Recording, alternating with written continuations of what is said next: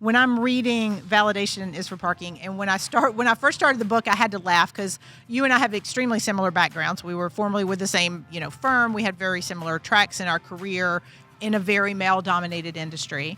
And, you talked about at the beginning of the book, the Imposter Syndrome and kind of all the things you were doing and trying to be the things that they thought you would be. But, I would have thought you were hugely confident. And I think people would have said the same thing about me. It's like, oh my gosh, she's so confident in that. But Validation for Parking is it gets real. I mean, you're really upfront about how things were. So first of all, what made you write this book?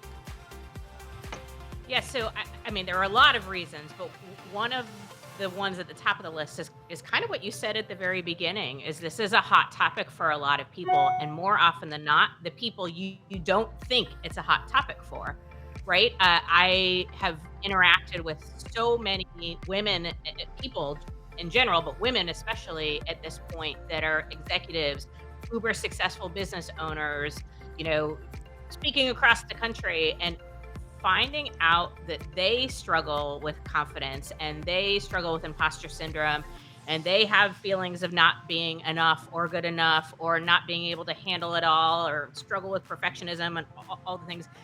It was just eye-opening for me. And so I wanted to be real about that, because I do think I was one of those people outside looking in that looked the part, right? Yeah. I looked like the confident, independent, successful woman on the rise with my who needs a man attitude and, my nice clothes and buying my second home by the time I'm 30 and all the things from the outside looking in that would sort of check the boxes.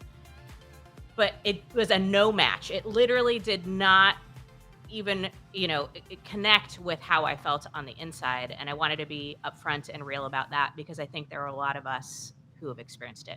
I think there are a ton, because we work in very similar markets, very similar type of people, and I was the same way. I mean, I remember distinctly when I was probably in my 20s going, I'm an independent woman. I don't need the same thing. I don't need a man. I don't know where we were taught this, that it was like, that's like, oh, I'm independent. And I love the fact that these, you, myself, the women that we know and are in our circles, we are strong and independent, but that doesn't mean that men are bad or that we don't need a good partnership, but we just kind of put on this armor like, I can do it all. And we started doing it all.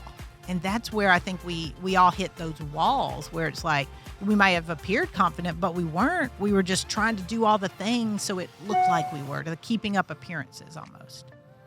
Yeah, it's like we swung the pendulum too far in the other direction, right? So, and I am fairly independent. That is part of my personality. Yep.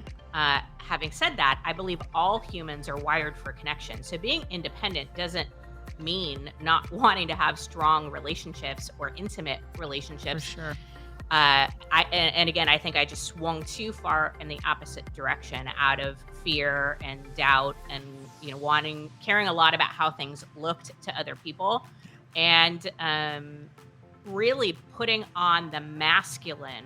And you said it, and I agree, there's nothing wrong with the masculine. Right. I don't advocate for women at the expense of men.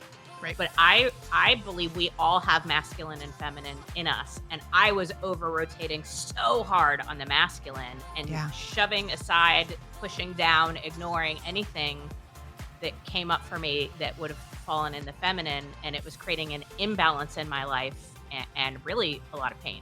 It's exactly what I experienced. And I think so many high achieving driven women, and I still work with high achieving driven women, but at some point we get to that point where it's tipped.